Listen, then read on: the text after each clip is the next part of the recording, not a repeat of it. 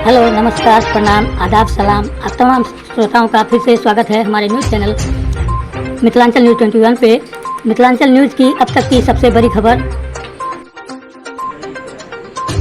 Breaking news, T20 world cup 2022 के लिए हुआ इंडियन टीम का ऐलान। रोहित शर्मा कप्तान के तौर पर घोषित किए गए, KL राहुल उप कप्तान के तौर पर घोषित किए गए।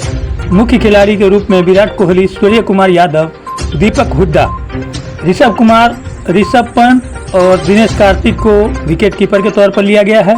हार्दिक पांड्या, रविचंद्र अश्विन, यजुवेंद्र चहल, अक्षर पटेल, जसप्रीत बुमराह और भुवनेश्वर कुमार को फास्ट बॉलर के तौर पर लिया गया है। हर्षल पटेल, अर्शदीप सिंह को मौका दिया गया है ये वर्ल्ड कप खेलने का 2022 का। धन्यवाद।